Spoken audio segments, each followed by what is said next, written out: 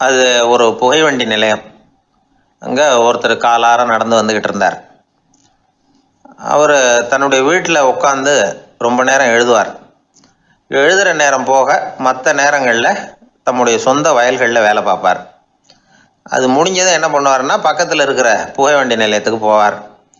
அங்கே கொஞ்சம் நேரம் அப்படியே காலார நடந்து வருவார். இது அவருடைய அன்றாட வழக்கம். அன்னைக்கு அது மாதிரி தான் அவர் நடந்து வந்துக்கிட்டு இருக்கிறார். அந்த சமயத்தில் அங்கே நடைமேடையில் ஒரு அம்மையார் நின்றுக்கிட்டு இருக்கிறாங்க. இவரை கண்டதும் கையை தட்டி கூப்பிட்டாங்க. இங்கே கொஞ்சம் வர முடியுமா அப்படின்னாங்க. இவர் போனார். என்னங்கன்னு விசாரித்தார். அந்த அம்மையார் விவரம் சொன்னார். ஐயா, நானும் என்னுடைய வீட்டுக்காரரும் இங்கே வந்தோம். அதுவும் நிற்கிதே, அந்த ரயிலில் ஏறி ஊருக்கு போகணும். என்னுடைய வீட்டுக்காரர் அதுவும் அந்த உணவு விடுதிக்கு போயிருக்கார், இன்னும் வரல. அவர் வர்றதுக்குள்ளே ரயில் புறப்பட்டுரும் போல இருக்கு. நீங்கள் ஓடி போய் அவரை அழைச்சிக்கிட்டு வர முடியுமா அப்படின்னு கேட்டாங்க. சரின்னார் இவர். உடனே அந்த அம்மா தன்னுடைய கணவர் எப்படி இருப்பார் அப்படிங்கிற அடையாளங்களை கொஞ்சம் சொல்லி அனுப்புனாங்க. போய் தேடிக்கிட்டு இருக்க வேண்டாமேங்கிறதுக்காக. பார்க்குறதுக்கு இப்படி இருப்பார், இந்த மாதிரி ஆடை அணிஞ்சிருப்பார் அப்படின்னு விவரமாக சொன்னாங்க. அதை இவர் கவனமாக கேட்டுக்கிட்டார். நீங்கள் போய் அழைச்சிட்டு வாங்க, வந்த உடனே உங்களுக்கு உண்டான கூலியையும் கையோடு கொடுத்து விட்றேன் அப்படின்னாங்க அந்த அம்மா. இவர் போனார். அந்த அம்மா சொன்ன அடையாளங்களை வச்சு அவர் வீட்டுக்காரரை கையோட கூட்டிகிட்டு வந்துட்டார். கொண்டுகிட்டு வந்து அந்த அம்மா கிட்ட ஒப்படைச்சார்.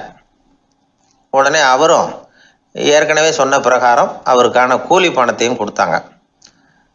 அவரும் எதுவும் மறுப்பு சொல்லாமல் அதை வாங்கிக்கிட்டார். வாங்கிக்கிட்டு திரும்பினார். அந்த சமயத்தில் எதிரில் வந்த ஒருத்தர் அவர் அடையாளம் கண்டுபிடிச்சிக்கிட்டார். அவங்க ரெண்டு பேரும் பேசிக்கிறது இவங்க காதில் விழுந்தது. அப்போ தான் இவங்களுக்கு அது புரிஞ்சுது. இவங்கக்கிட்ட கூலி வாங்கினவர் யாருன்னா, அவர் தான் பேரறிஞர் லியோ டால்ஸ்டாய் அப்படிங்கிறது புரிஞ்சுது அவங்க ரெண்டு பேரும் பேசிக்கிறத வச்சு. ரஷ்ய நாட்டின் மிகப்பெரிய ஞானி லியோ டால்ஸ்டாய், சோவியத் நாட்டின் ஈடு இணையற்ற இலக்கிய மேதை. இது தெரிஞ்ச உடனே அந்த அம்மா அவர்கிட்ட ஓடினாங்க.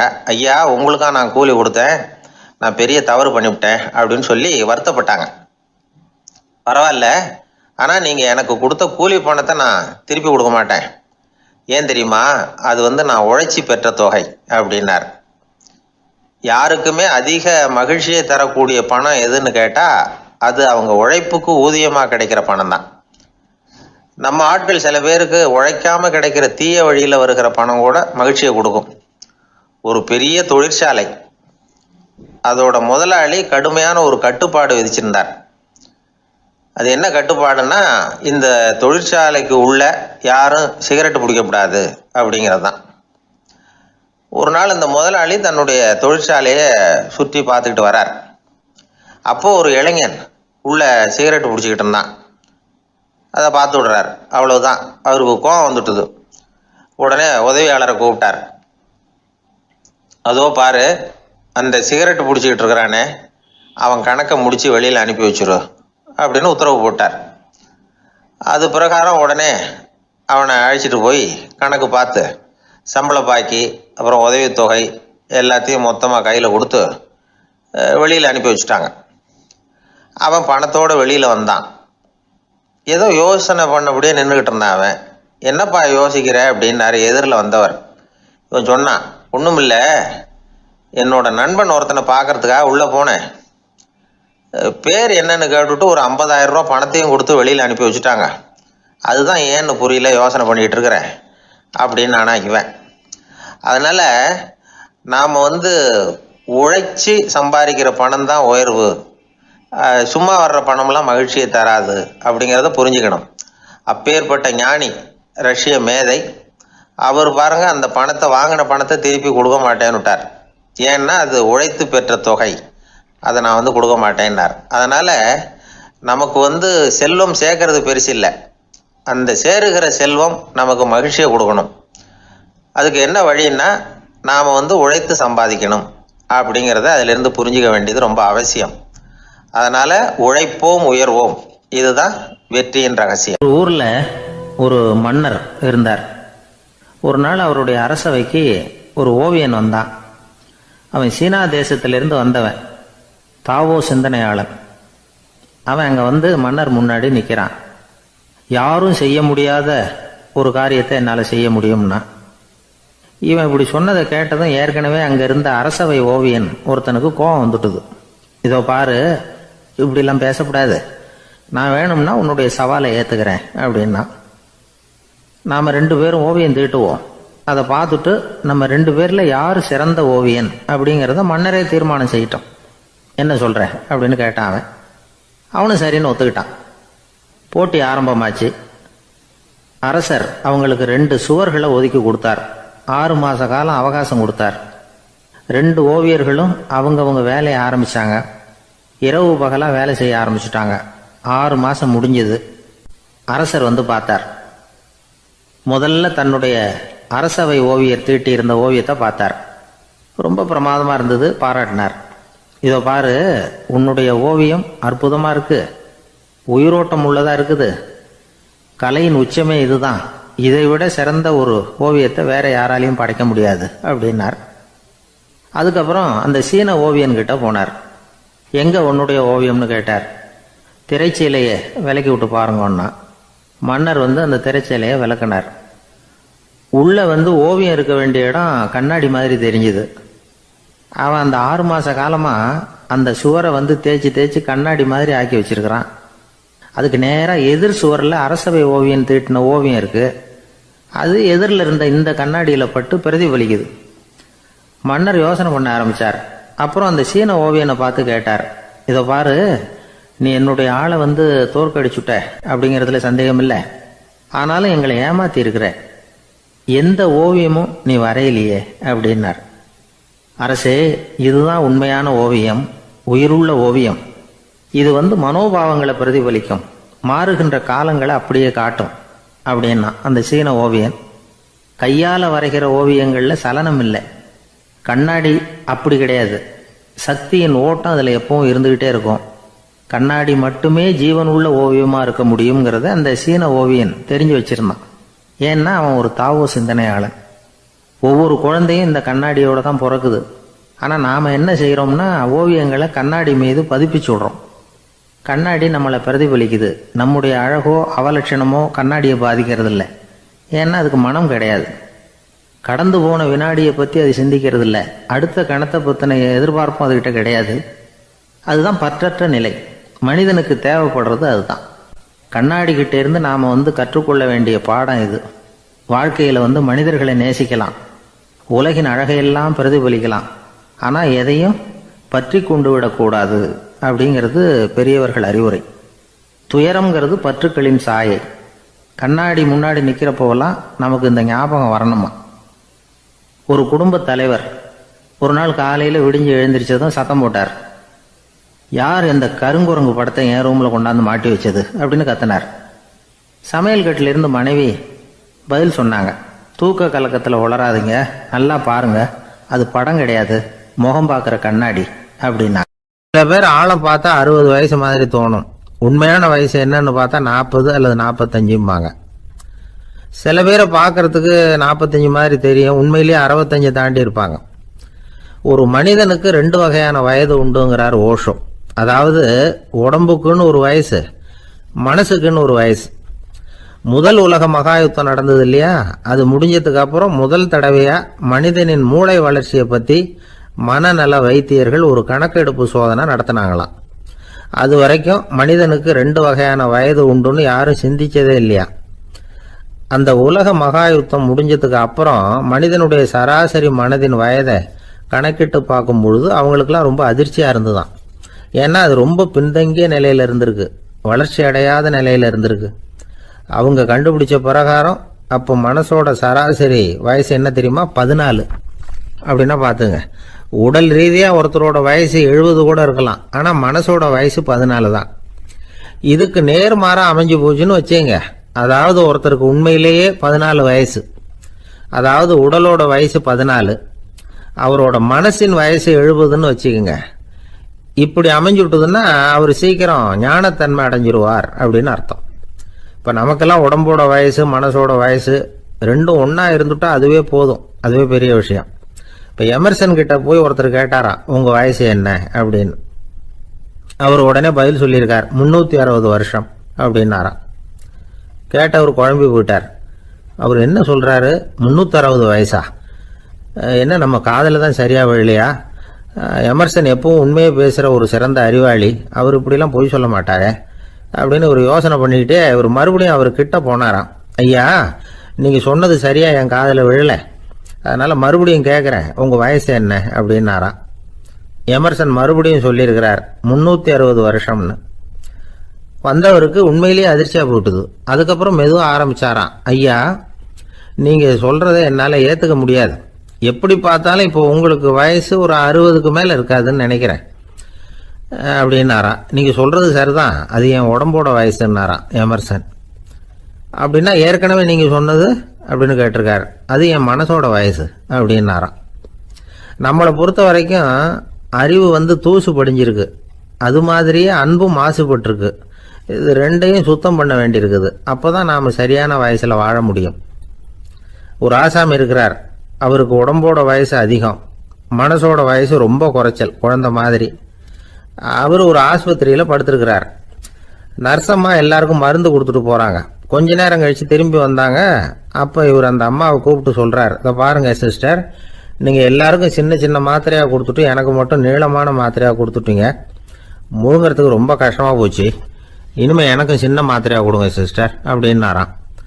அந்த அம்மா உடனே அதிர்ச்சியாகி தலையில் அடிச்சுக்கிட்டாங்களாம்.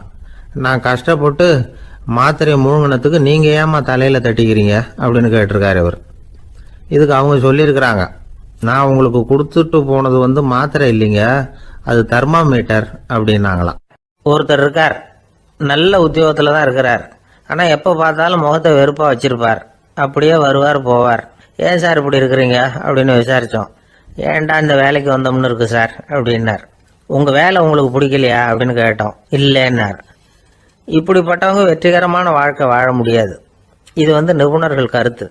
வேலையை நேசிக்க தெரிந்தவர்கள் வெற்றி பெறுவார்கள் அப்படிங்கிறாங்க அவங்க. எந்த துறையாக இருந்தாலும் சரி, அந்த துறையில் வெற்றிகரமாக இருக்கிறவங்கள விசாரித்து பாருங்க. எனக்கு என்னுடைய வேலை ரொம்ப பிடிக்கும் அப்படின்னு சொல்கிறவங்களாக தான் இருப்பாங்க. அப்படி இருந்தால் தான் அது வெற்றிகரமாக இருக்க முடியுது அவங்களால. ஒருத்தனுக்கு பிடித்தமான பொழுதுபோக்கே அவனுடைய தொழிலாக இருந்துட்டுதுன்னா அவனை மாதிரி கொடுத்து வச்சவன் வேற யாரும் இல்லை அப்படிங்கிறார் பெர்னாட் ஷா. ஒரு தடவை மன்னர் ஹுமாயூன் உயிரை தண்ணீர் முண்டு ஊற்றுகிற தொழிலாளி ஒருத்தர் காப்பாற்றினாராம் அந்த ஹுமாயூன் உயிரை. உடனே மன்னர் கேட்டிருக்கார், உனக்கு என்ன வேணும்னாலும் கேளு தரேன், உயர் பதவி வேணுமா அப்படின்னு கேட்டாராம். மன்னா, மக்களின் தாகம் தீர்க்கக்கூடிய இந்த பணியை விட உயர்ந்தது உண்டா அப்படின்னாராம் அந்த தொழிலாளி. அவரால் அவருடைய வேலையை நேசிக்க முடிஞ்சுது, அதனால் மகிழ்ச்சியாக இருக்க முடிஞ்சுது. நாமெல்லாம் அப்படி இல்லை, வேலை கிடைக்கிற வரைக்கும் கிடைச்சா போதும் அப்படின்னு இருக்கோம். கிடைச்சதுக்கப்புறம் ஏன்டா அந்த வேலைக்கு வந்தோம்னு ரொம்பவும் அழுத்துக்குவோம். சரி, நாம் இருக்கிற இடத்துல நாம் வெற்றிகரமாக இருக்க வழி உண்டா அப்படின்னா உண்டுன்னு சொல்கிறாங்க. அதாவது மன இயல் நிபுணர்கள் இருக்கிறாங்க இல்லையா, அவங்க அதுக்கு முக்கியமாக 6 வழிகள் சொல்கிறாங்க. நீங்கள் ஒரு அலுவலகத்தில் வேலை பார்க்குறவரா அப்படின்னா இதை கேளுங்க. அதாவது உங்கள் மேலதிகாரி எதிர்பார்ப்புக்கு தகுந்த மாதிரி உங்கள் வேலை இருக்குதா? அப்படி இல்லைன்னா முதல்ல உங்கள் வேலையின் தரம் உயரணும். உங்களுக்கு மேலே கீழே வேலை பார்க்குற பணியாளர்கள்கிட்ட நல்ல விதமாக பழகுறீங்களா? அந்த உறவு முறையில் ஏதாவது குறை இருந்தால் அதை கண்டுபிடிச்சி சரி பண்ணுங்க. நம்பிக்கைக்கு உரியவர் அப்படின்னு நீங்கள் பேர் எடுக்கணும். நீங்கள் எடுக்கிற முடிவு நல்ல முடிவாக தான் இருக்கும் அப்படின்னு அடுத்தவங்க சொல்லணும். உங்கள் தோற்றத்துக்கு முக்கியத்துவம் கொடுங்க. இது மனம் உடல் ரெண்டும் சம்மந்தப்பட்டது. அதனால் மனசையும் ஆரோக்கியமாக வச்சுருக்கணும், உடம்பையும் ஆரோக்கியமாக வச்சுருக்கணும். உங்களுடைய நிர்வாகம் செயல்படுற விதத்தை நல்லா புரிஞ்சு வச்சுக்கணும். உங்களுடைய நிர்வாகம் இப்போ ஒரு காரியம் செய்யுதுன்னு வச்சுங்க, ஏன் அப்படி செய்யுது, எதுக்காக அப்படி செய்யுது, அதனுடைய குறிக்கோள் என்ன, அது நீடிக்கிறதுக்கு காரணம் என்ன, இதெல்லாம் தெரிஞ்சுக்கணும். சிரிப்புக்கு வஞ்சகம் பண்ணக்கூடாது, நல்லா சிரிக்கணும், அப்போ தான் அது திரும்ப கிடைக்கும். கடந்த கால தோல்வியை பற்றி கவலைப்படக்கூடாது. முதலாளி விருப்பம் தெரிஞ்சு நடந்துக்கிறது நல்லது தான். அதுக்காக காக்கா பிடிக்கணுங்கிற அவசியம் இல்லை. உங்களுக்கு ஒரு பொறுப்பான வேலை கிடைக்குது, உடனே சத்தம் குழப்பம் அப்படின்னு சூழ்நிலையை இறுக்கமாக ஆக்கிடக்கூடாது. எந்த சூழலையும் இயல்பாக கையாளக்கூடியவர் அப்படிங்கிறத காட்டணும். இதெல்லாம் உங்கள் துறையில் நீங்கள் வெற்றி பெற நிபுணர்கள் சொல்கிற யோசனைகள்.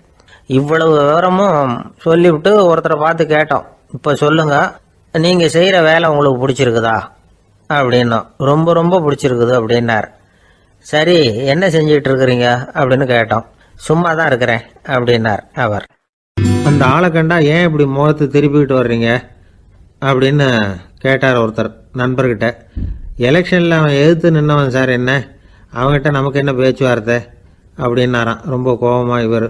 சரி, அந்த ஆள் யாருன்னு கேட்டேன். என் கூட பிறந்த தம்பி தான் சார் அப்படின்னார் அந்த கோபம் குறையாமல். அதாவது நம்ம ஊர் நிலவரம் இப்படி, அதாவது அண்ணனும் தம்பியும் எதிர்த்து நிற்பாங்க தேர்தலில், ஒருத்தர் கண்டா பேசிக்கிறது இல்லை. ஆனால் இங்கிலாந்தில் எப்படி தெரியுமா, அங்கே ஒரே மேடையில் போட்டி போடுற 2 வேட்பாளர்களும் பேசுவாங்களாம், பட்டிமன்றம் மாதிரி.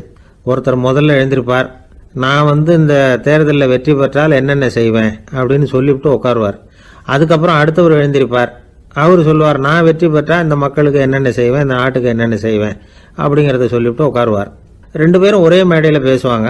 மக்கள் 2 பேர் பேச்சையும் கேட்டுக்கிட்டு ஒரு முடிவுக்கு வருவாங்க. இதுதான் அங்கே உள்ள பழக்கம். இங்கே அப்படி இல்லை. இங்கே ஒருத்தர் பார்த்தாவே முகத்தை திருப்பிக்கிறது. ஒரு தடவை இது மாதிரி ஒரு கூட்டம் நடந்துகிட்டு இருக்கு அங்கே வெளிநாட்டில் தான். நேரத்துக்கு சரியாக ஒரு வேட்பாளர் வந்து சேரலை. இது இங்கிலாந்தில் நடந்த நிகழ்ச்சி. அப்புறம் என்னாச்சுன்னா, ஒருத்தர் வந்துட்டாரு, இன்னொருத்தர் வந்து சேரலை. அப்புறம் உடனே அந்த ஒருத்தர் வந்தவர் பேச ஆரம்பிச்சிட்டார். அதாவது அந்த இன்னொருத்தர் சார்பாகவே பேசிட்டாராம். அதாவது அவர் வரல, நான் அவர் சார்பாக நான் பேசிடுறேன். அதாவது அவர் ஜெயிச்சுட்டா அவர் என்னென்ன செய்வார் இந்த நாட்டுக்கு அப்படின்னு சொல்லி அவர் பக்கத்தில் உள்ள நியாயத்தை எடுத்து இவரே சொல்லிட்டாராம். இப்படிலாம் அங்கே நடந்துதான். இது எப்பேற்பட்ட தேர்தல் பண்பாடு பாருங்க. அதனால இன்னொரு விஷயம், இப்போ இங்கிலாந்துலாம் ஓட்டு கேட்குறப்ப வெற்றியா தோல்வியாங்கிறத ஓரளவுக்கு யூகிச்சுடலாமா. இப்போ ஒரு வேட்பாளர் ஒரு வீட்டுக்கு முன்னாடி போய் நின்று எனக்கு ஓட்டு போடுங்கன்னு கேட்குறாருன்னு வச்சுங்களேன், அதுக்கு என்ன பார்த்து செய்கிறோம், போயிட்டு வாங்க அப்படின்னு சில வீடுகளில் வாசலில் நின்று சொல்லி அனுப்பிச்சிருவாங்களாம். வேற சில வீடுகளில் எப்படின்னா, வேட்பாளரை வீட்டுக்குள்ளே கூப்பிட்டு காபி சாப்பிட சொல்லி உபசரித்து அதுக்கப்புறம் அனுப்பி வைக்கிறது வழக்கமா. இதில் எந்த வீட்டு ஓட்டு நிச்சயம் தெரியுமா? வாசலில் நின்று வழி அனுப்பி வச்சுடுறாங்க பாருங்க, அவங்க ஓட்டு நிச்சயம். உள்ளே கூப்பிட்டு காப்பி கொடுத்து அனுப்புகிறாங்க பாருங்க, அவங்க ஓட்டு நிச்சயம் இல்லையா.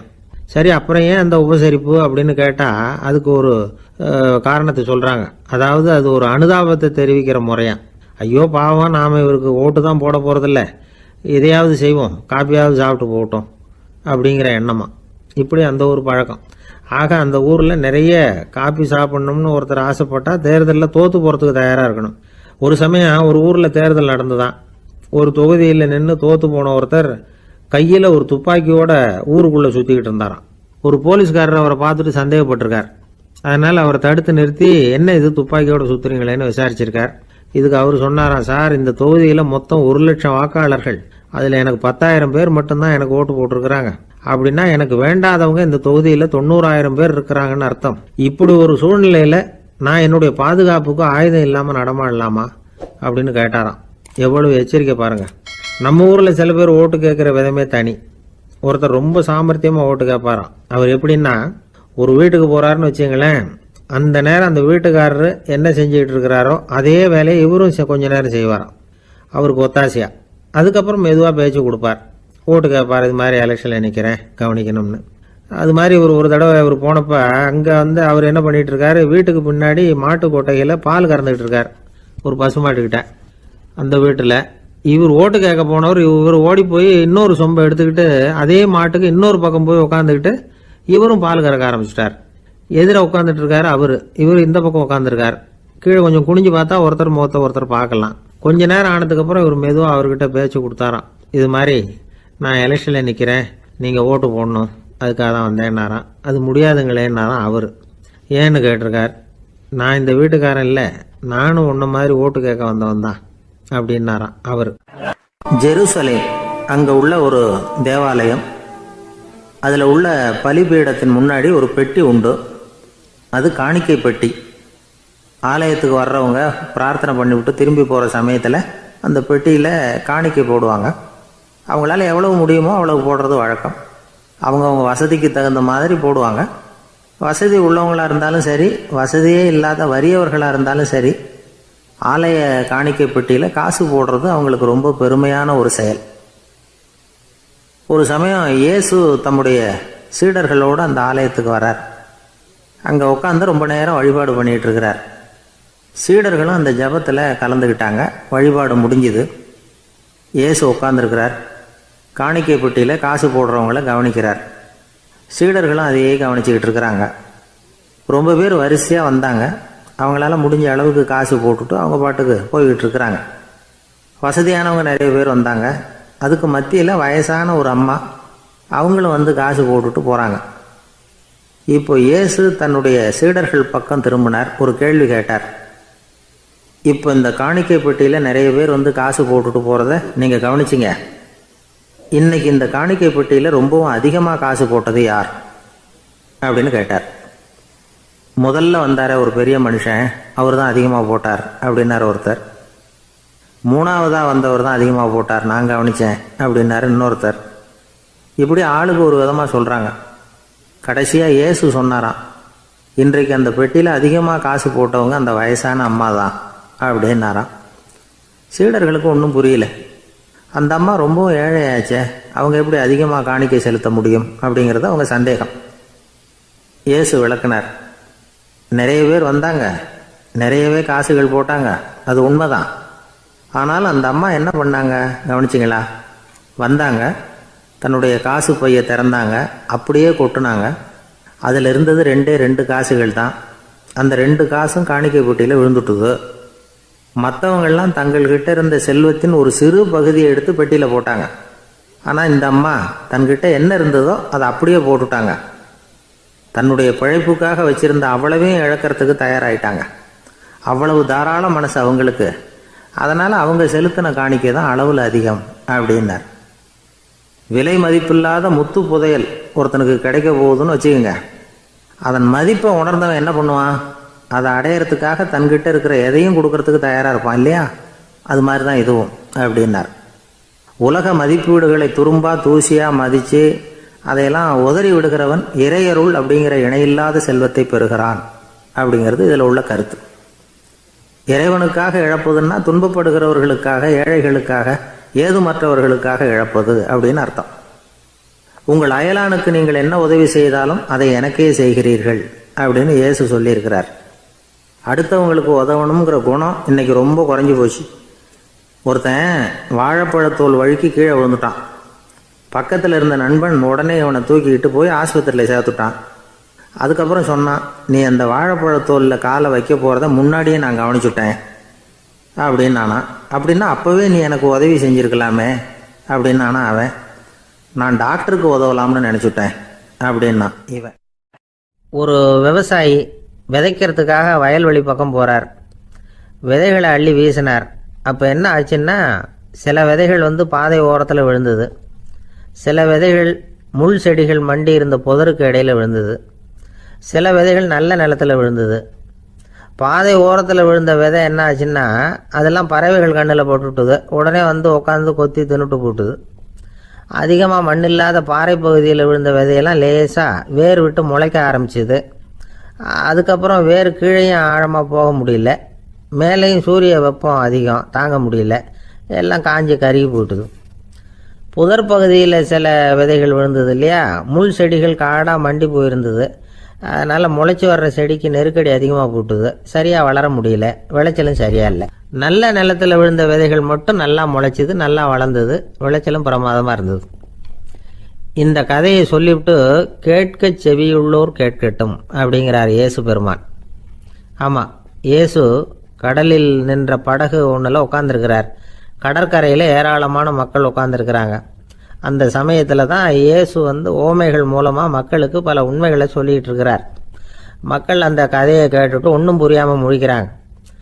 அதை கவனித்த இயேசு அந்த ஓமையை விளக்க ஆரம்பித்தார். இதில் அந்த விதைக்கிறவர் தான் இறைவன். அவருடைய வார்த்தைகளை விதைக்கிறார்.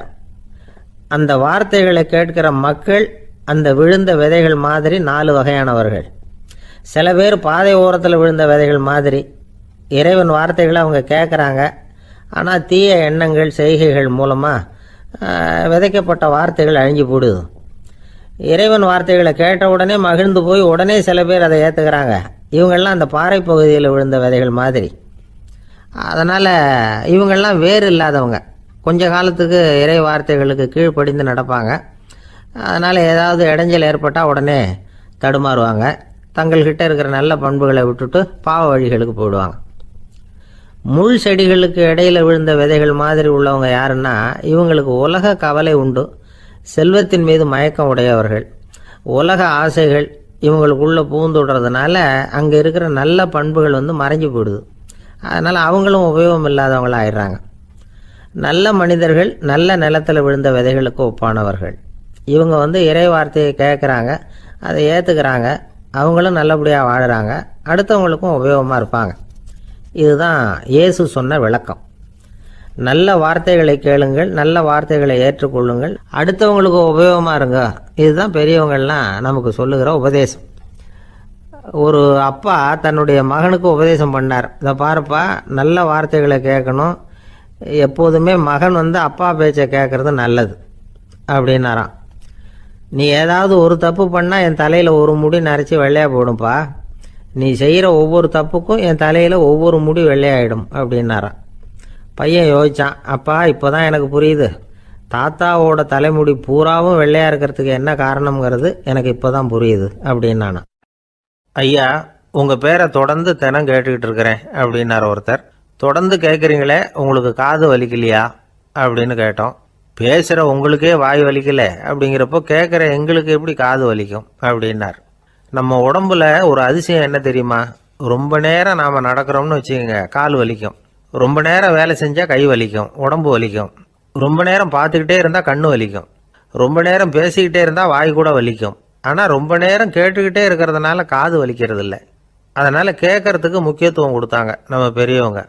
திருவள்ளுவர் தேவையில்லாமல் வார்த்தைகளை உபயோகப்படுத்த மாட்டார். ஒரு திருக்குறள்னு எடுத்துக்கிட்டாவே அதில் மொத்தம் 7 வார்த்தைகள், அவ்வளவுதான். அப்படி 7 வார்த்தைகள் மட்டுமே உள்ள ஒரு திருக்குறளில் வள்ளுவர் ஒரே வார்த்தையை 5 தடவை உபயோகப்படுத்தியிருக்கிறார், திரும்ப திரும்ப பயன்படுத்தியிருக்கிறார். அப்படின்னா அதை எந்த அளவுக்கு வலியுறுத்தி சொல்கிறார் அப்படிங்கிறத நாம் புரிஞ்சுக்கணும். அது என்ன குறள்? செல்வத்துள் செல்வம் செவிச்செல்வம், அச்செல்வம் செல்வத்துள் எல்லாம் தலை. செவிச்செல்வம்ங்கிறது அவ்வளவு முக்கியமானது. கற்றலின் கேட்டல் நன்று. அதிகம் கேட்கணுங்கிறதுக்காகத்தான் எவ்வளவு கேட்டாலும் காது வலிக்கிறது இல்லை. குறைச்சலாக பேசணும், அதிகமாக கேட்கணும். இன்னொரு விஷயம் கவனிங்க, நம்ம உடம்புல கண்ணுக்கு மூடி இருக்குது, எதையாவது நாம் பார்க்க விரும்பலைன்னா உடனே கண்ணை மூடிக்கலாம். நம்ம வாய்க்கு மூடி இருக்குது, பேச விருப்பம் இல்லையா, வாயை மூடிக்கலாம். மூக்குக்கு கூட மூடிக்கிற வசதி இருக்குது, எதையாவது முகர விருப்பம் இல்லையா, மூச்சை அடக்கிக்கலாம். ஆனால் பாருங்கள், காதுக்கு மூடி கிடையாது, அதை கையால் தான் மூட முடியும். யார் என்ன சொன்னாலும் அது நல்லதோ கெட்டதோ காதில் விழுந்துக்கிட்டு தான் இருக்கும். அறிவு தான் நல்ல விஷயங்களை எடுத்துக்கிட்டு கெட்ட விஷயங்களை விட்டுடணும். நல்ல கருத்துக்கள் நம்ம காதில் நிறைய விழுந்துக்கிட்டே இருக்கணும். அதை கேட்டு நாம் நல்லபடியாக வாழணுங்கிறது தான் படைப்பின் விருப்பம். ஆன்மீகவாதிகள் கூட ஒன்று சொல்லுவாங்க, அதாவது ஆன்மீக பாதையில் நீங்கள் முன்னேறணும்னா முதல்ல சிரவணம் செய்யணும்பாங்க. அதாவது பெரியவங்க சொல்கிற நல்ல கருத்துக்களை கேட்கணும் அப்படின்னு அதுக்கு அர்த்தம். அதனால் யார் நல்ல கருத்துக்களை சொன்னாலும் அதை காது கொடுத்து கேளுங்க. இவ்வளவு கருத்துக்களையும் நம்ம நேயர் ஒருத்தர்கிட்ட சொல்லிகிட்டு இருந்தோம். அவரும் சரி சரின்னு தலையாடிக்கிட்டே இருந்தார். அப்புறம் சொன்னார், நீங்கள் சொல்கிறது சரிதான் சார், காதுக்கு மூடி இல்லைங்கிறது ரொம்ப சரி, அதனால தான் உங்கள் தகவல் கூட நாங்கள் விரும்புகிறோமோ இல்லையோ தினம் காதில் விழுந்துக்கிட்டு இருக்குது அப்படின்னார். எங்களுக்கு ரொம்ப பெருமையாக இருந்தது. அப்படியா அப்படின்னோம். ஆனாலும் என்ன மாதிரி சில பேர் நீங்கள் தகவல் சொல்கிற சமயத்தில் காதில் மூடி இல்லையேன்னு சொல்லி கவலைப்படுறதில்ல சார் அப்படின்னார். ஏன்னு கேட்டோம். காதை மூடுறதுக்கு தானே வசதி இல்லை, ரேடியோவை மூடுறதுக்கு வசதி இருக்குதுல்ல, அதனால் டக்குன்னு அதை மூடி வச்சுருவோம் அப்படின்னார். தேசத்து மேலேயும் தாய்மொழி பேர்லையும் செலுத்துகிற அன்புக்கு அபிமானம்னு பேர், தேசாபிமானம்னு சொல்கிறோமே இதுதான். ஒரு கணவன் மனைவி பேரில் காட்டுற அன்புக்கு காதல்னு பேர், கடவுள் பேரில் செலுத்துகிற அன்புக்கு பக்தின்னு பேர். இப்படி அன்புல பல ரகம் இருக்கிறப்போ அதில் உள்ள வித்தியாசம் தெரியாமல் இடம் மாற்றி அன்பு காட்டினா இடைஞ்சல் தான். சரி, இந்த அன்பை பற்றி விஞ்ஞானம் என்ன சொல்லுது தெரியுமா? இதயத்தை பாதுகாக்கிறதுக்கு முக்கியமாக தேவைப்படுற ஒன்று இந்த அன்பு தான்னு சொல்லுது. நெதர்லாந்து விஞ்ஞானிகள் இதை ஆராய்ச்சி பண்ணியே கண்டுபிடிச்சிருக்கிறாங்க. கொஞ்சம் முயல் குட்டிகளை 2 பிரிவாக பிரித்தாங்க. 2 குரூப்புக்கும் கொழுப்பு அதிகமாக உள்ள ஆகாரத்தையே கொடுத்துக்கிட்டு வந்தாங்க. ஆனால் ஒரு குரூப்புக்கு வெறுமன ஆகாரத்தை கொடுத்ததோட சரி, இன்னொரு குரூப்பு முயல்களுக்கு ஆகாரம் கொடுத்ததோடு நிறுத்திக்கல. அதுக்கு முன்னாடி கூண்டுகளை திறந்து விட்டு முயல்களை கொஞ்ச நேரம் எடுத்து கொஞ்சி விட்டு அதுக்கப்புறமா ஆகாரம் கொடுத்தாராம் ஆராய்ச்சியாளர். இந்த குரூப்புக்கு இதய பாதிப்பு 60% குறைச்சலா இருந்துதான். சில நோயாளிகளுக்கு ஹார்ட் அட்டாக் வந்தாலும் அதை தாங்கிக்கிட்டு குணமாகிற சக்தி அதிகமா இருக்குது. இது எப்படின்னு ஆராய்ச்சி பண்ணி பார்த்துருக்குறாங்க. அவங்கெல்லாம் மனைவி தன் பேர்ல ரொம்ப அன்பா இருக்கிறதாக நினைக்கிறவங்களா இருக்கிறாங்களாம். இதய நோயாளிகள் பல பேரை சந்திச்சு இதய நோய் ஏற்பட என்ன காரணம்னு கேட்டிருக்கிறாங்க. அவங்க சொன்ன காரணம்லாம் சாப்பாடு சம்பந்தமா இல்லையா, மனைவி அன்பா இல்ல, இப்படிப்பட்ட காரணத்தை தான் சொல்றாங்களாம். அதனால இதயத்தை பாதுகாக்கணும்னு நினைக்கிறவங்க அடுத்தவங்க அன்பா இருக்கிறது மாதிரி பாத்துக்குங்க, அதுதான் முக்கியம். ஒருத்தர் முகம் பூரா பிளாஸ்டரி போட்டுட்டு வந்தார். ரொம்ப கோபமா, என்னங்க ஆச்சுன்னு விசாரிச்சேன். எல்லாம் உங்களால தான் சார்னார். விவரமா சொல்லுங்களேன். என்ன உங்க தகவலை கேட்டுட்டு ஒரு பூனைக்குட்டியை கையில எடுத்தேன், அன்பா அதை தடவி கொடுக்கறதுக்காக. ஆனா அது முந்திக்கிட்டது, அது என் முகத்தை தடவி கொடுத்துட்டுது. முகம் பூரா நகை கீறல், அதுதான் இப்படி அப்படின்னார். ஒரே ஒரு ஊர், அந்த ஊருக்கு பேரு கொடையாளிப்பட்டி. அந்த பேருக்கு தகுந்த மாதிரி தான் அந்த ஊர் மக்களும். யார் வந்து என்ன கேட்டாலும் இல்லைன்னு சொல்லாம கொடுப்பாங்க. கொடையாளிகள் நிறைந்த ஊர். இனாமா மட்டும் இல்லை, கடனாவும் பணம் கொடுப்பாங்க. யாருக்காவது அவசரமா பணம் தேவைப்பட்டதுன்னு வச்சுக்கோங்க, அந்த ஊருக்கு போய் வாங்கிக்கலாம். பத்திரம் தேவையில்லை, சாட்சி தேவையில்லை, ஜாமீன் தேவையில்லை, எந்த உத்தரவாதமும் கேட்காம பணம் கொடுத்துருவாங்க. நம்மளால் ஒருத்தனுக்கு பணம் தேவைப்பட்டது, சொந்த பந்தமெல்லாம் கேட்டு பார்த்தா யாரும் கொடுக்குற வழியா தெரியல. எல்லாரும் அவங்கவுங்க சௌரியத்தை பார்க்குறவங்க, அடுத்தவங்க சௌரியத்தை பற்றி கவலைப்படாதவங்க. இவன் எல்லாரையும் கேட்டு பார்த்துட்டு சோர்ந்து போய் உக்காந்துட்டான். அந்த நேரம் தான் கொடையாளிப்பட்டியை பற்றி கேள்விப்பட்டான். அப்படி ஒரு ஊர் இருக்கிறது தெரிஞ்சதும் அந்த ஊருக்கு வழி கேட்டுக்கிட்டு ஒரு நாள் புறப்பட்டு போனான். வயல்காட்டு வழியாக போக வேண்டியிருந்தது. மெதுவாக நடந்து ஊர் எல்லைக்கு வந்துட்டான். ரெண்டு பக்கமும் விவசாய வேலைகள் மும்முரமாக நடந்துக்கிட்டு இருக்குது. ஏர் உழுதுகிட்டு இருக்கிறாங்க. அப்போ அங்கே ஒரு ஆளை பாம்பு கடிச்சுட்டுது. பக்கத்தில் வேலை செஞ்சுக்கிட்டு இருந்தவங்க ஓடி வந்தாங்க. அவசரமாக செய்ய வேண்டிய முதல் உதவியெல்லாம் செஞ்சு பார்த்தாங்க, பலன் இல்லை. அந்த ஆள் செத்து போட்டான். அவன் செத்து விட்டான்னு தெரிஞ்சதும் அவனை தூக்கி வரப்பு மேலே போட்டுட்டு எல்லாரும் அவங்கவுங்க வேலையை கவனிக்க ஆரம்பிச்சிட்டாங்க. அங்கே ஒரு ஆள் இவனை பார்த்து சொன்னான், ஐயா, நீங்கள் போகிற வழியில் இவன் சொந்தக்காரன், இவனுக்கு சோறு கொண்டுகிட்டு வருவான், இவன் இங்கே செத்து விட்டான்னு அவங்ககிட்ட சொல்லிவிடுங்க அப்படின்னா. இவனுக்கு ரொம்ப ஆச்சரியம். என்னடா இது, பாம்பு கடிச்சுட்டுதுன்னதும் பதறி அடிச்சுக்கிட்டு ஓடி வந்தாங்க, செத்து விட்டான்னதும் பேசாமல் தூக்கி போட்டுட்டு போயிட்டாங்க அப்படின்னு நினச்சிக்கிட்டே நடந்து போகிறான். எதிரில் சோறு கொண்டுக்கிட்டு ஒரு ஆள் வந்தான். இவன் விவரத்தை சொன்னான். அங்கே அவங்க சொந்தக்காரன் பாம்பு கடிச்சு செத்து போட்டான் அப்படின்னா. அவன் கொஞ்ச நேரம் அமைதியாக நின்னான். அதுக்கப்புறமா அங்கேயே வரப்பில் உட்காந்து கொண்டுகிட்டு வந்த சோத்தை தானே சாப்பிட்டு முடித்தான். பேசாமல் எழுந்திரிச்சு திரும்பி போயிட்டான். கொஞ்சம் கூட பதறல, அழலை. இப்படியும் ஒரு ஊரா அப்படின்னு நினச்சி ஆச்சரியப்பட்டுக்கிட்டே இவன் ஊருக்குள்ளே போனான். ஒரு பெரிய மனுஷனை பார்த்து பணம் கேட்டான். அவரும் இவனோட பேரையும் ஊரையும் மட்டும் விசாரிச்சுக்கிட்டு தேவையான பணத்தை கொடுத்துட்டார். பணத்தை வாங்கிட்ட பிறகு தன்னுடைய மனசை அரிச்சுக்கிட்டு இருந்த அந்த விஷயத்தை பற்றி கேட்டான். ஐயா, வழியில் ஒருத்தன் செத்துட்டான், அவனை அப்படியே தூக்கி வரப்பில் போட்டுட்டு எல்லாரும் வயல்வெளி வேலைகளை பார்த்துக்கிட்டு இருக்கிறாங்களே அப்படின்னா. இதுக்கு அந்த பெரியவர் சொன்னார், ஆமாம், அப்படி தான் செய்வோம். வேலை முடிஞ்சு வீட்டுக்கு திரும்புகிறப்போ அவனை தூக்கிட்டு வந்து அடக்கம் பண்ணிடுவோம் அப்படின்னார். ரொம்ப ஆச்சரியமாக இருக்கே அப்படின்னா. ஏன் உங்கள் ஊரில் யாராவது செத்துட்டா என்ன பண்ணுவீங்க அப்படின்னு கேட்டார். என்ன இப்படி கேட்குறீங்க, எங்கள் ஊரில் எல்லாம் பணத்தை தூக்க விட மாட்டாங்க, ஒப்பாரி வைப்பாங்க, கட்டி புரண்டு அழுது புலம்பி தீர்த்துருவாங்க அப்படின்னா. இவன் பெரியவர் பார்த்தார். அவங்ககிட்ட கொடுத்த பணத்தை லபக்குன்னு பறிச்சுக்கிட்டார். திருப்பி வாங்கிட்டார். இவன் பதறி போய் நிற்கிறான். அவர் சொன்னார், பணத்தையே விட மாட்டேன்னு கட்டுப்பிடிச்சி அழுதா நான் கொடுத்த பணத்தை மட்டும் எப்படி திருப்பி கொடுக்க போகிறேன், போயிட்டு வா அப்படின்னு விரட்டி விட்டாராம். இந்த கதையை நண்பர் ஒருத்தர் சொன்னார். கதை வேடிக்கையாக தெரிஞ்சால் கூட இதில் கருத்து உண்டு. பணம் பிணம் இது ரெண்டையுமே விடுறதுக்கு அவ்வளவு சுலபமாக மனம் வர்றதில்லை. இந்த ரெண்டு விஷயங்கள்லேயும் அறிவார்ந்த செயல்பாடு தேவை. ஒரு பேருந்து மரத்தில் மோதி விட்டது. எல்லாரும் அடிபட்டு முனைகிட்டு கிடக்கிறாங்க. டிரைவர், கண்டக்டர் இவங்களுக்கும் அடி. அவங்களும் ஒரு பக்கம் கிடக்கிறாங்க. ஒரு மூலையில் கிடக்கிற ஒருத்தன் மெதுவாக முக்கி முனகி கண்டக்டர்னு சத்தம் போடுறான். கண்டக்டர் மெதுவாக நகர்ந்து அவங்ககிட்ட போய் என்னன்னு விசாரிக்கிறார். அவன் ரொம்ப சிரமப்பட்டு வாயை திறந்து ஒரு 15 காசு சில்லற பாக்கி அப்படின்னானா. ஒருத்தர் ரொம்பவும் மகிழ்ச்சியாக வந்துக்கிட்டு இருந்தார். என்ன விஷயம்னு விசாரித்தேன். நான் தோற்று போயிட்டேன், அதுதான் மனசுக்கு மகிழ்ச்சியாக இருக்குது அப்படின்னார். எனக்கு இது ரொம்ப ஆச்சரியமாக போச்சு. இந்த உலகத்தில் தோற்று போகிறவங்க யாரும் மகிழ்ச்சியாக இருக்கிறது இல்லை. அப்படி இருக்கிறப்ப இவர் இப்படி சொல்கிறாரே, எங்கே தோற்று போனீங்கன்னு கேட்டேன்.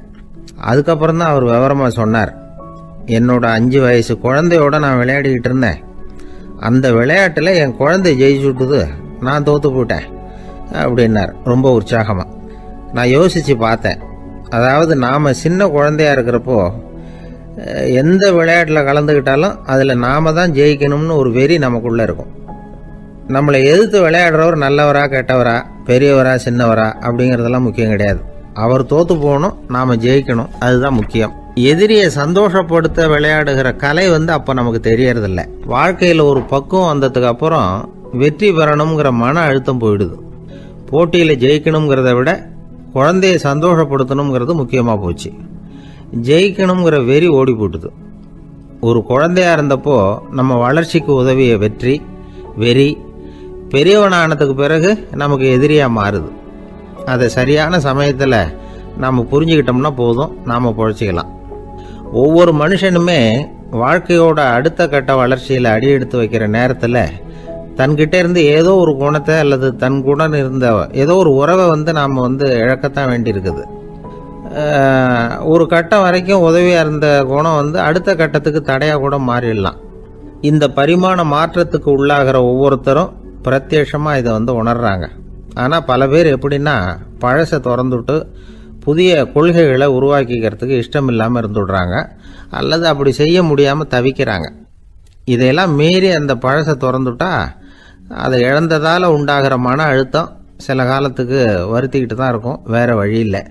ஆரோக்கியமான ஒரு முன்னேற்றத்துக்காக அந்த மன அழுத்தத்தை தாங்கிக்கத்தான் வேணும் அப்படிங்கிறாரு அந்த உலக புகழ்பெற்ற மேதை ஒருத்தர், இந்த ஸ்காட் பெக் அப்படிங்கிறவர். பிறந்த நாள் முதல் இதுதான் சரி அப்படின்னு கற்பிக்கப்பட்டு வந்த ஒவ்வொரு தத்துவத்தையும் தங்களுடைய வளர்ச்சிக்கு தகுந்த மாதிரி மாற்றி அர்த்தப்படுத்தி கொள்ள முடியாமல் வாழ்க்கை சூழல்ல அப்படியே அரைப்பட்டு தூளாகிறவர்கள் தான் ரொம்ப தவிக்கிறாங்களாம். இதுதான் அவருடைய கருத்து. பெரும்பாலும் மனிதர்களுடைய நடுத்தர வயசில், அதாவது 30 தாண்டுகிற சமயத்தில் தான் இந்த தவிப்பு உண்டாகுதான். இதை தான் மேற்கத்திய நாடுகளில் அடிக்கடி மிட் லைஃப் கிரைசிஸ் அப்படின்னு சொல்கிறாங்க. அப்பப்போ பழசையெல்லாம் தொலைச்சி விட்டு புதுசாக பிறக்கிறதுக்கு கற்றுக்கணும். ஒவ்வொரு நிமிஷத்தையும் அந்த நிமிஷத்துக்கு ஏற்ற சித்தாந்தம் கொண்டவர்களாக சந்திப்போம் அப்படிங்கிறார் அந்த உளவியல் நிபுணர். இப்படி பழகிக்கிட்டால் வாழ்க்கை இன்பமயம், இல்லைன்னா தவிப்பு மயம்தான். பழசை தொலைக்க முடியாதவர்களில் எத்தனையோ பேர் உண்டு, எத்தனையோ ரகம் உண்டு. அதில் வேடிக்கையான நண்பர்களும் உண்டு. ஒருத்தர் நண்பர் வீட்டுக்கு போனார்.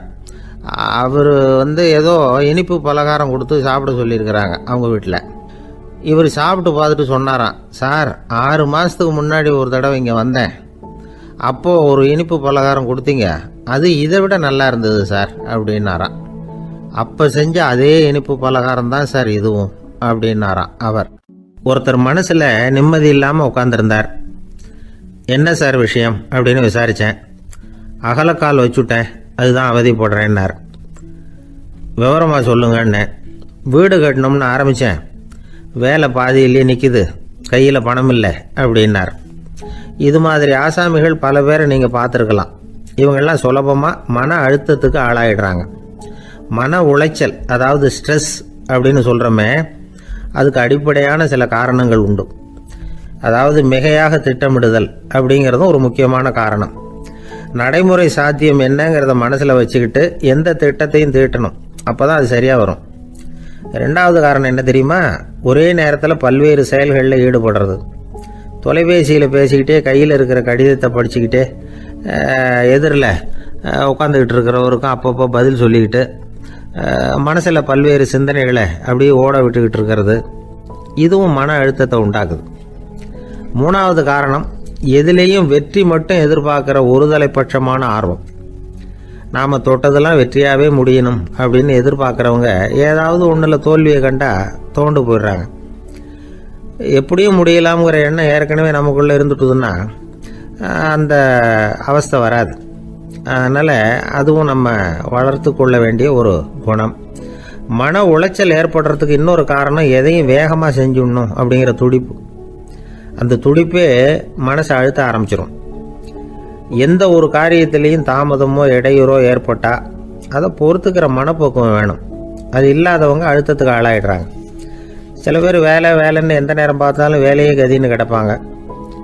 பொழுதுபோக்குக்கோ உடற்பயிற்சிக்கோ குடும்பத்தில் உள்ளவங்க அல்லது நண்பர்கள் கூட கலந்துரையாடவோ கொஞ்சம் கூட நேரம் ஒதுக்க மாட்டாங்க. இந்த சுபாவம் மன அழுத்தத்தை உண்டு பண்ணும். இதையெல்லாம் புரிஞ்சுக்கிட்டு அதிலிருந்து விடுபடுறது எப்படின்னு யோசிக்கணும். வல்லுநர்கள் இது தொடர்பாக சில யோசனைகளை சொல்லி வச்சிருக்கிறாங்க. அது என்னன்னா, வாழ்க்கைங்கிறது பிரச்சனைகளால் பின்னப்பட்ட ஒன்று. அது எப்போவுமே முடிவடையாத ஒரு தொடர்கதை அப்படிங்கிறத முதல்ல நாம் புரிஞ்சுக்கணும். ஒரே நேரத்தில் ஒரு காரியத்தில் மட்டுமே நாம் கவனம் செலுத்தணும். அடுத்தவங்க காரியத்தில் தலையிடக்கூடாது.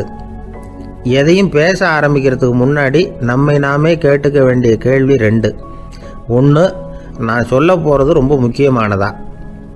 2வது, நான் சொல்கிறத அவங்க கேட்கறதுக்கு ஆசைப்படுறாங்களா? நான் பேசுகிறதுக்கு அது சரியான நேரம் தானா? இதை யோசித்து பார்த்ததுக்கப்புறம் எதையும் பேச ஆரம்பிக்கணும். முடிஞ்ச அளவுக்கு வளைந்து போகிற சுபாவத்தை வளர்த்துக்கணும். நம்ம நேரம் விலை மதிப்பு இல்லாதது. அதை வீணாக்கக்கூடாது. சிரிக்க தெரியலனாலும் பரவாயில்ல, முகத்தில் கொஞ்சம் புன்முறுவலாவது காட்டணும். இதெல்லாம் ரொம்ப முக்கியம். அடுத்தவங்க ஏதாவது செஞ்சால் உடனே நன்றி சொல்ல மறக்கக்கூடாது. தினமும் கொஞ்சம் நேரத்தை தனிமையில் செலவு பண்ணணும். மன உளைச்சலிருந்து விடுபடுறதுக்கு 3 முக்கிய வழிகள் சொல்கிறாங்க. அதை சுருக்கமாக ரெட் அப்படின்னு சொல்கிறாங்க. RED ஆங்கில எழுத்தில். அந்த முதல் எழுத்து R, அது என்னென்னா ரிலாக்ஸேஷன், அதாவது இடை ஓய்வு. 2வது E எக்ஸர்சைஸ், உடற்பயிற்சி. 3வது டயட், திட்டமிட்ட உணவு முறை. அதனால் தியானம், மூச்சு பயிற்சி இதெல்லாம் இந்த இடை ஓய்வுக்கு வழிகள். எந்த வேலையையும் தொடர்ந்து செய்யக்கூடாது. எல்லார்கிட்டையும் கலகலப்பாக பழகணும். மாதத்துக்கு ஒரு நாளாவது குடும்பத்தோடு வெளியில் போயிட்டு வரணும். சுலபமான உடற்பயிற்சிகளை செய்யலாம். உடற்பயிற்சிங்கிறது நமக்காக நாம் செய்கிற ஒரு நீண்டகால முதலீடு அப்படின்னு சொல்லுவாங்க. அதாவது லாங் டேர்ம் இன்வெஸ்ட்மெண்ட்டாக. அளவோடு சாப்பிட்ணும், மெதுவாக சாப்பிட்ணும். இதெல்லாம் கொஞ்சம் மனசில் வச்சுக்கிட்டு நடந்துக்கிட்டால் மகிழ்ச்சியாக வாழலாம். சில பேர் சாப்பாட்டு விஷயத்தில் ரொம்ப அக்கறை எடுத்துக்கிறது உண்டு. ஒரு குண்டு ஆசாமி சாப்பிட உக்காந்தார். முதல்ல ஒரு மாத்திரை சாப்பிட்டார். எதுக்குன்னு கேட்டோம். பசி எடுக்கிறதுக்குன்னார். சாப்பிட்டு முடித்தார். பிறகு மறுபடியும் ஒரு மாத்திரை சாப்பிட்டார். இது எதுக்குன்னு கேட்டோம். சாப்பிட்டது ஜீரணமாகறதுக்கு அப்படின்னார். கத்தியை தீட்டாதே புத்தியை தீட்டு அப்படின்னு ஒரு பெரியவர் புத்தி சொன்னார். அதை கேட்ட ஒரு இளைஞன், அது எப்படி பெரியவரை புத்தியை தீட்டுறது? கத்தியை தீட்டுன்னு சொன்னால் ஒரு கருங்கல்லில் கத்தியை தேய்க்கலாம். புத்தியை தீட்டுன்னு சொன்னால் எப்படி தலையை கொண்டுட்டு போய் தரையில் தேய்ச்சிக்கிட்டு இருக்க முடியுமா அப்படின்னா.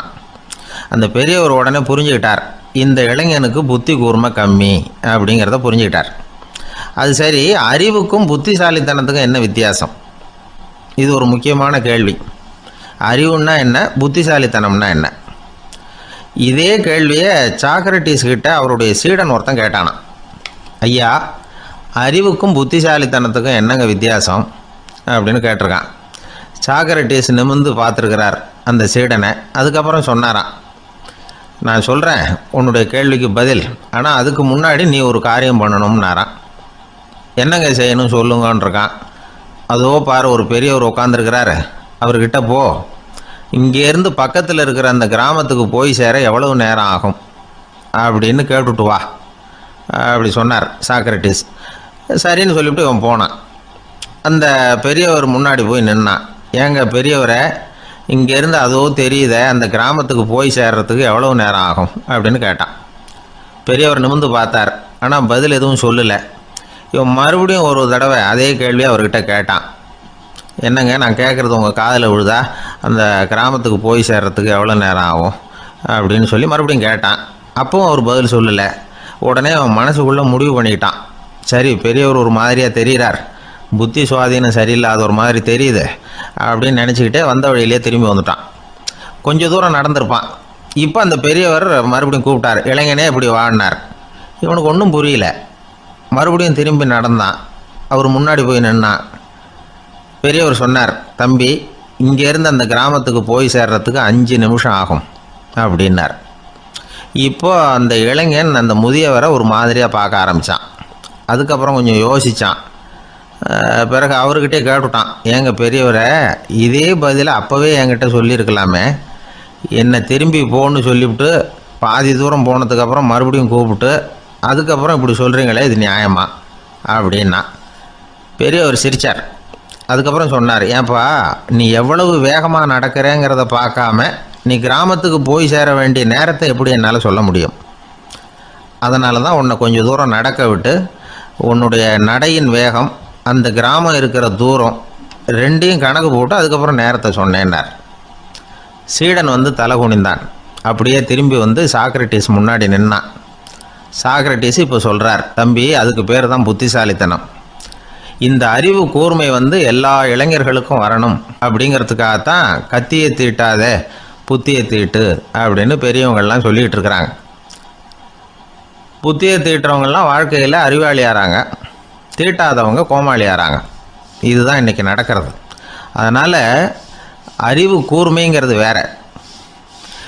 இந்த காலத்து ஆசாமி ஒருத்தர் இன்னொருத்தரை பார்த்து கேட்டார், ஏங்க ஒரு விமானம் இங்கேருந்து புறப்பட்டு 2 மணி நேரத்தில் மதுரைக்கு போய் சேருது.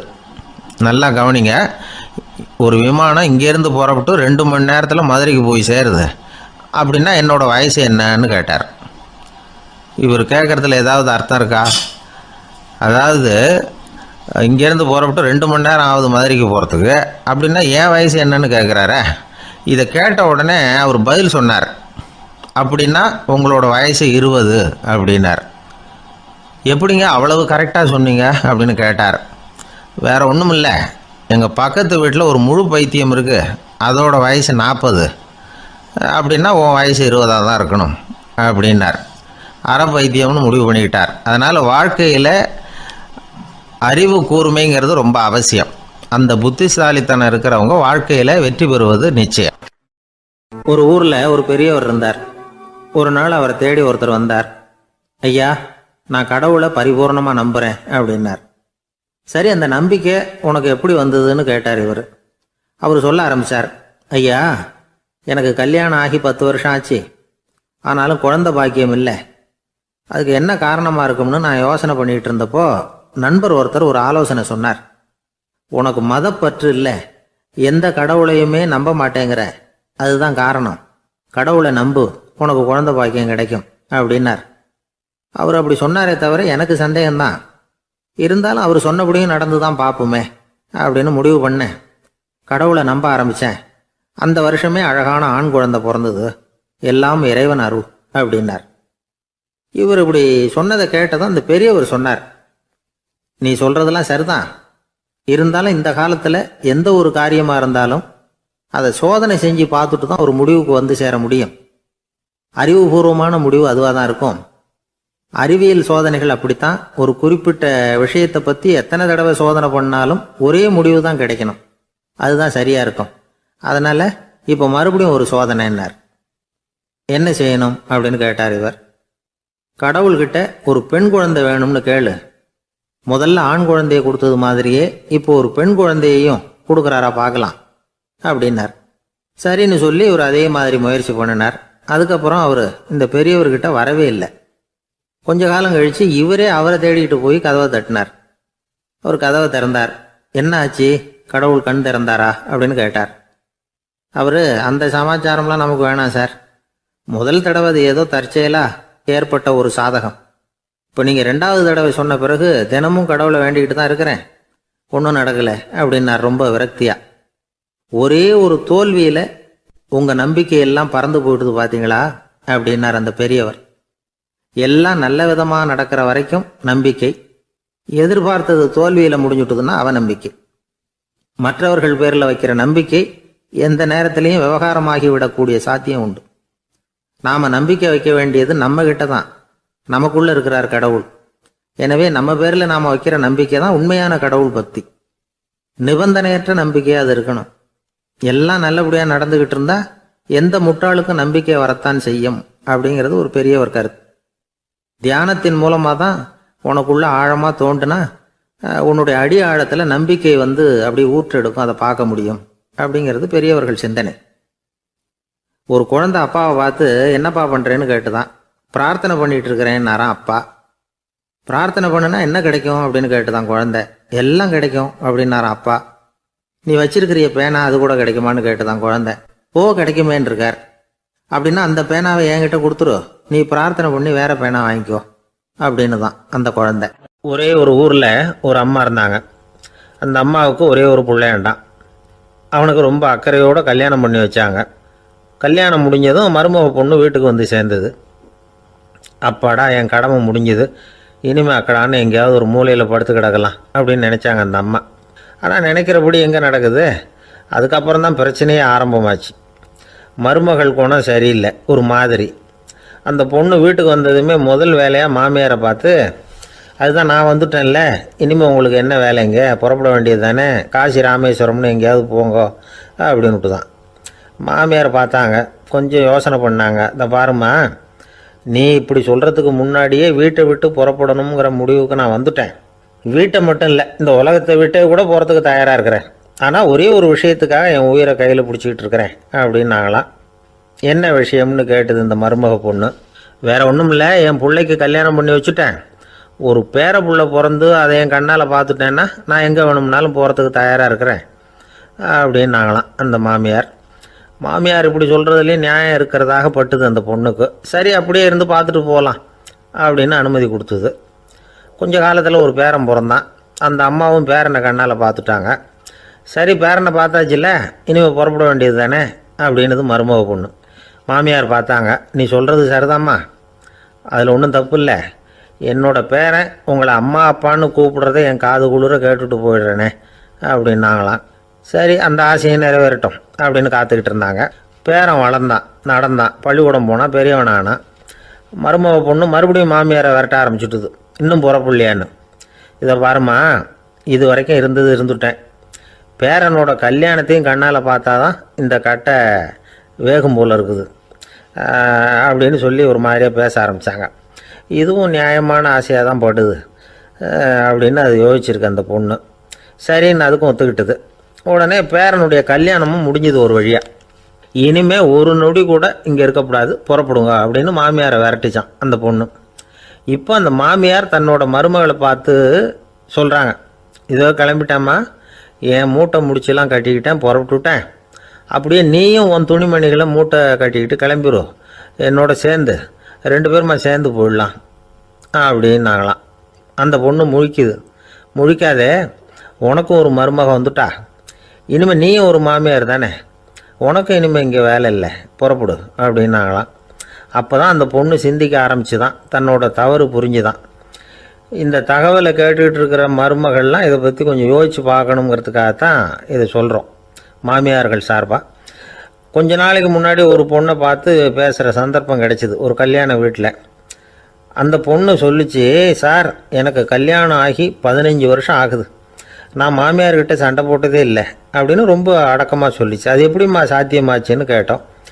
எனக்கு கல்யாணம் ஆகி 15 வருஷம்தான் ஆச்சு, ஆனால் என் மாமியார் செத்து போய் 20 வருஷத்துக்கு மேலே ஆயிட்டுது அப்படின்னுது. ஒரு ஆள் அசையாமல் கிடக்கிறார், அவர் இருக்காரா போயிட்டாராங்கிறத எப்படி முடிவு பண்ணுறோம்? அவர் மூக்குக்கு முன்னாடி புறங்கையை வச்சு பார்க்குறோம், மூச்சு வருதா இல்லையா அப்படிங்கிறத கண்டுபிடிக்கிறதுக்காக. மூச்சுங்கிறது அவ்வளவு முக்கியமான ஒரு விஷயம். சுவாசம் இல்லைன்னா எதுவுமே இல்லை. நம்ம பூமி இருக்க அது கூட சுவாசிக்குதுங்கிறத சோவியத் விஞ்ஞானிகள் கண்டுபிடிச்சிருக்கிறாங்க. பூமிக்கு மேலே இருக்கிற மண் அடுக்கில் காற்றில் உள்ள ஆக்சிஜன் ஆக்சிகரணம் அடையுது அப்படின்னு தான் இது வரைக்கும் எல்லாரும் நம்பிக்கிட்டு இருந்தாங்க. ஆனால் இப்போ என்ன கண்டுபிடிச்சிருக்கிறாங்கன்னா, அந்த ஆக்சிஜன் பூமிக்குள்ளே 1 கிலோமீட்டர் ஆழம் வரைக்கும் ஊடுருவி போகுதான். பூமிக்குள்ளே 2 பக்கமும் பல கிலோமீட்டர் வரைக்கும் பரவுதான். பூமிக்குள்ளே இருக்கிற நீர்நிலை அடுக்குகள் தான் நுரையீரல் செய்கிற வேலையை செய்யுதான். நம்ம உடம்புல நுரையீரல் இல்லைன்னா ஒன்றும் நடக்காது. ஒரு மரத்தை தலைகீழாக தொங்க போட்டால் எப்படி இருக்கும் அப்படி யோசிச்சு பாருங்கள். அப்படி தான் இதுவும், நுரையீரலும் அப்படி தான் இருக்கும். வலது பக்கம் ஒன்று, இடது பக்கம் ஒன்று. வலது பக்கம் நுரையீரல் கொஞ்சம் பெருசாக இருக்கும், நுட்பமான நரம்பு குழாய்கள் அதில் இருக்கும். கோடிக்கணக்கான நுண்ணிய குழாய்களை வச்சுக்கிட்டு தான் அது வேலை செய்யுது. 25 கோடி குழாய்கள் இருக்கும். அதை அப்படியே முழுசாக பிரித்து பரப்புனா ஒரு டென்னிஸ் கோர்ட்டில் பாதி பரப்பளவு இருக்குமா. நுரையீரல் நிறம் கருஞ்சிவப்பு தான். புகை அதிகமாக உள்ளே போச்சுன்னா அது கருப்பாயிடுது. காற்றுல உள்ள பிராணவாயுவை இது இழுத்து எடுத்துக்கிட்டு ரத்தத்தை சுத்தப்படுத்துகிற முக்கியமான வேலையை இது செய்யுது. அசுத்த காற்றை வெளியில் அனுப்பி வச்சுருது. ஒருத்தர் வேகமாக ஓடி வரார், அவருக்கு மூச்சு இறைக்கும். பயங்கரமாக எதையாவது பார்த்து விடுறார், உடனே மூர்ச்சி ஆகிடுவார். இது மாதிரி சமயங்களில் வேற எந்த தூண்டுதலும் இல்லாமல் நுரையீரல் தானாகவே இயங்கும். இப்படி ஒரு அவசியம் ஏற்படுறப்போ இயக்கத்தை தூண்டி விடுற முக்கியமான இணைப்பு மூளைக்கு கீழே முதுகு எலும்புக்கு மேற்பகுதியில் இருக்குது. அது உடனே சுவாசத்துக்கு அவசர உதவியை கொடுக்குது. இப்போ ஒருத்தர் பேசாமல் உட்காந்துருக்கார். இந்த சமயத்தில் அவருக்கு 1 பங்கு காற்று தேவைப்படுதுன்னு வச்சுக்கோங்க. அவர் எழுந்திரிச்சு நடக்கும் பொழுது 1.5 மடங்கு தேவைப்படும். ஓடுனாருன்னா 3 மடங்கு தேவைப்படும். படுத்திருக்கிறப்ப 1/2 மடங்கு தான் தேவைப்படும். இதுக்கு நிமிஷத்துக்கு 16 தடவை மூச்சு விட்டாகணும். இப்படி சாதாரணமாக உள்ளே இழுக்கிற காற்று கொஞ்சம்தான் இருந்தாலும் இது மாதிரி 8 மடங்கு காற்றை உள்ளே இழுத்து வச்சுக்கிற சாமர்த்தியம் நுரையீரலுக்கு இருக்குதான். தண்ணி, நுண்கிருமிகள், ரசாயன பொருள் இப்படி எது உள்ளே போனாலும் நுரையீரல் சமாளிச்சுக்கும். 30 வருஷமாக விடாத புகை பிடிக்கிறவர் தொடர்ந்து உள்ளே அனுப்பி வைக்கிற புகையை கூட சமாளிக்குதுன்னா பார்த்துங்களேன். உள்ளே போகிற புகை நுட்பமான சுவாச முடிச்சுகளை அழிச்சு விடுது. கறி புகை அது மேலே படிஞ்சு உபயோகம் இல்லாமல் பண்ணிவிடுது. ஆனாலும் தேவைக்கு அதிகமாக 8 மடங்கு கூடுதலாக சுவாச முடிச்சுகள் நம்ம உடம்புக்குள்ளே இருக்கிறதுனால சமாளிக்க முடியுது. சமாளிக்க முடியலன்னா சில சமயம் மூச்சு திணறும். அதை ஒரு எச்சரிக்கையாக எடுத்துக்கிட்டு புகை பிடிக்கிற பழக்கத்தை விட்டுடணும். அதுதான் நல்லது. ஆனால் அப்படி யார் விடுறது? இணை பிரியாத 2 நண்பர்கள் இருந்தாங்களாம். 2 பேரும் விடாமல் சிகரெட்டு குடிக்கிறவங்க. அதில் ஒருத்தன் செத்து போட்டான். இன்னொருத்தன் அதுக்கப்புறம் 2 சிகரெட்டாக குடிக்க ஆரம்பித்தானா. ஏன் இப்படி பண்ணுறேன்னு கேட்டிருக்காங்க. நான் 1 சிகரெட்டு தான் குடிக்கிறேன். செத்து போன என்னுடைய ஃப்ரெண்டு இருக்கானே, செத்து போனவன், அவனுக்காக இன்னொரு சிகரெட்டு குடிக்கிறேன் அப்படின்னு நானா. இது ரொம்ப ஆபத்து, விட்டுடு அப்படின்னு சொல்லியிருக்காங்க. சரின்னு ஒத்துக்கிட்டான். ஆனால் அதுக்கப்புறமும் 1 சிகரெட் வீதமாக குடிச்சிக்கிட்டே இருந்தான். சிகரெட்டு பழக்கத்தை நீ இன்னும் விடலையான்னு கேட்டாங்களாம். அந்த பழக்கத்தை நான் எப்போவோ விட்டுட்டேன். இப்போ நான் குடிக்கிறது என் ஃப்ரெண்டுக்காக அப்படின்னு நானா. இவங்கெல்லாம் எப்படி திருந்துறது? ஒரு ஊரில் ஒரு கோயில் இருந்தது. ரொம்ப பழைய கோயில். உள்ளே போகிறதுக்கே பயமாக இருக்கும். எந்த நேரத்தில் இடிஞ்சு விழுந்துருமோ அப்படிங்கிற பயம். அப்படி இருந்ததுனால யாரும் துணிஞ்சு சாமி கும்பிடுறதுக்கு அங்கே போகிறதில்ல. கோயிலுக்கு வர்ற கூட்டம் கொஞ்சம் கொஞ்சமாக குறைய ஆரம்பிச்சுட்டுது. கோயில் நிர்வாகிகள் எல்லாரும் கூடி உட்காந்து பேசினாங்க. என்ன பண்ணலாம்னு யோசனை பண்ணாங்க. எந்த இடம் மோசமாக இருக்கோ அந்த இடத்த பழுது பார்த்தாங்க. அங்கே எங்கே வர்ணத்தை பூசி கொஞ்சம் அழகுபடுத்தி பார்த்தாங்க. ஏதோ இந்த ஊரில் கோயில்னு ஒன்று இருக்குது, அது மக்களுக்கு தெரியணும் அப்படிங்கிறதுக்காக தான் அப்படிலாம் பண்ணாங்க. இருந்தாலும் கோவில் இருக்கிற நிலைமை மக்களுக்கு தெரியும். அதனால் அங்கே வர்றது குறைச்சிக்கிட்டாங்க அவங்க. ஒரு கட்டத்தில் யாருமே வர்றதில்லை. நிலைமை அந்த அளவுக்கு ஆயிட்டுது. மறுபடியும் கோவில் நிர்வாகிகள் கூட்டம் நடந்தது. இந்த கூட்டம் கூட கோயிலுக்கு உள்ளே நடக்கலை. இடிஞ்சு விழுந்துருமோங்கிற பயம். அதனால் வெளியில் தான் உட்காந்து கூட்டத்தை நடத்தினாங்க. ஏன்னா உள்ளே போகிறதுக்கு அவங்களுக்கும் துணிச்சல் கிடையாது. எந்த நேரமும் விழுந்துரும் போல் இருந்தது அது. அது வழியாக போகிறவங்க கூட வேகமாக அந்த இடத்த கடந்து போக ஆரம்பிச்சிட்டாங்க. கோவில் நிர்வாகிகள் வெளியில் உட்காந்து கூட்டம் போட்டாங்க இல்லையா, அந்த கூட்டத்தில் 4 தீர்மானங்களை நிறைவேற்றினாங்க. அது என்ன 4 தீர்மானம்னா, முதல் தீர்மானம், இந்த கோவிலை இடிப்பது அப்படிங்கிற முடிவை இந்த கமிட்டி மிகவும் வருத்தத்துடன் ஏற்றுக்கொள்ளுகிறது அப்படின்னு நிறைவேற்றினாங்க. இதுக்கு பதிலாக இன்னொரு கோவிலை உடனடியாக கட்டி முடிச்சுடணுங்கிறது 2வது தீர்மானம். 3வது தீர்மானம் என்ன தெரியுமா? பழைய கோவிலின் கதவுகள், அதிலிருந்து பிரித்து எடுக்கிற செங்கல், இதையே புது கோவில் கட்டுவதற்கு பயன்படுத்தி கொள்ள வேண்டியது. பழைய கோவில் இருந்த மாதிரியே அதே வடிவத்தில் புது கோவிலையும் கட்ட வேண்டியது. பழைய கோவிலின் அஸ்திவாரத்தை அப்படியே வச்சுக்கிட்டு அதுக்கு மேலே நாம் கோவிலை கட்டிக்க வேண்டியது. இதுதான் 3வது தீர்மானம். இதையும் கமிட்டி முழு மனசோட ஏற்றுக்கிட்டது. இது வரைக்கும் சரி. இப்போ அந்த கமிட்டி 4வதாக ஒரு முக்கியமான தீர்மானத்தை கொண்டுகிட்டு அதையும் ஏகமனதாக நிறைவேற்றி விட்டது. அது என்ன தீர்மானம்னா, புதிய கோவில் கட்டி முடிக்கிற வரைக்கும் பழைய கோவிலை இடிக்கிறதில்லை அப்படிங்கிற தீர்மானம். எப்படி இருக்குது பாருங்க இது. பழசை இடிக்காத வரையில் அதே இடத்துல புதுசாக எப்படி கட்ட முடியும்? பல விஷயங்களில் நாம் நடந்துக்கிற முறையும் இப்படி தான் இருக்குதான். வாழ்க்கையில் முன்னேறணும்னு ஆசைப்படுவோம். அதே நேரத்தில் அந்த முன்னேற்றத்துக்கு எது தடையாக இருக்கோ அதை விட்டு விடுறதுக்கும் மனசு வராது. வெளிநாட்டில் ஒரு பெரிய விருந்து நடந்துக்கிட்டு இருந்துதான். எல்லாரும் மது கோப்பையும் கையுமா அலைஞ்சிக்கிட்டு இருக்கிறாங்க. ஒருத்தர் மட்டும் கையில் எதுவும் இல்லாமல் ரொம்ப நல்ல பிள்ளையா சாதுவா ஒரு ஓரமாக தனியாக உட்காந்துருக்கிறார். அவர்கிட்ட நெருங்கி வாங்க மது சாப்பிடலாம் அப்படின்னு கூப்பிட்டாங்களாம். என்னை வற்புறுத்தாதீங்க, நான் என் மனசுக்குள்ள உறுதியாக தீர்மானம் பண்ணிவிட்டேன் அப்படின்னாராம். என்ன தீர்மானம் பண்ணியிருக்கீங்க அப்படின்னு கேட்டிருக்காங்க. ஏற்கனவே முழு போதையில் இருக்கும் பொழுது மறுபடியும் மது கோப்பையை தொடரதில்லை அப்படின்னு தீர்மானம் பண்ணியிருக்கேன் அப்படின்னாராம். அம்மாக்காரங்களுக்கு அடிக்கடி ஏற்படுற கவலை ஒன்று உண்டு. அதாவது குழந்தை சரியாக சாப்பிட மாட்டேங்குதே அப்படிங்கிற கவலை. இவங்கெல்லாம் ஒரு விஷயத்த நல்லா புரிஞ்சுக்கணும். குழந்தைகள்ங்கிறவங்க பெரியவங்க மாதிரி இல்லை. அவங்க கடிகாரத்தில் மணியை பார்த்துட்டு சாப்பிட்றதுக்கு உட்கார்ற ரகம் கிடையாது. பசிச்சா சாப்பிடுவாங்க, இல்லைன்னா விளையாடுவாங்க அல்லது தூங்குவாங்க. அது புரியாம அவங்கள கட்டாயப்படுத்தி அல்லது மிரட்டி சாப்பிட வைக்கிறது ரொம்ப தப்பு. ஒரு 8 மாச குழந்தைக்கு 3 மணி நேரத்துக்கு ஒரு தடவை பசிக்கும். அந்த நேரம் பார்த்து சாப்பாடு கொடுத்தா அடம் பண்ணாம அது பாட்டுக்கு சாப்பிட்றோம். அதே குழந்தைக்கு 1 வயசு ஆகிறப்போ 4 மணி நேரத்துக்கு ஒரு தடவை பசிக்கும். இந்த வயசுல இயற்கையாவே பசி குறைஞ்சிருக்கும். அது புரியாம என் குழந்தை முன்னாடி மாதிரி இப்ப சரியா சாப்பிட மாட்டேங்கிறான் அப்படின்னு சில பேர் டாக்டர் கிட்ட போய் சொல்லிக்கிட்டு இருப்பாங்க. இன்னொரு விஷயம், ஒரு குழந்தைக்கு வயசு அதிகமாகிற வேகத்துக்கு உடம்பு எடையும் அதிகமாகிக்கிட்டே போவாது. உடம்பு எடை அதிகமாகிற வேகம் குறைஞ்சிக்கிட்டே வரும். 6 மாச குழந்தைக்கு ஒரு வாரத்துல 150 கிராம் எடை கூடும். ஒரு வயசுல வாரத்துக்கு 71 கிராம் எடை கூடும். இது புரியாம அதிகமா சாப்பாட்டை கொடுத்து குழந்தைய கஷ்டப்படுத்தக்கூடாது. ஏன்னா அளவுக்கு மீறின உணவு அஜீரணத்தை உண்டு பண்ணிவிடும். குழந்தைக்கு ஒரு தட்டில் கொஞ்சமா ஆகாரத்தை வச்சு கொண்டுட்டு போய் கொடுக்கணும். மலை மாதிரி குவிச்சு வச்சா அதை பார்த்ததுமே பசி அடங்கி போயிடும். அடிச்சு மிரட்டி பயமுறுத்தி குழந்தைய சாப்பிட வைக்கிற பழக்கம் இருக்கு பாருங்க, அதுக்கு ஃபுட் ஃபோர்ஸிங் அப்படின்னு பேரு.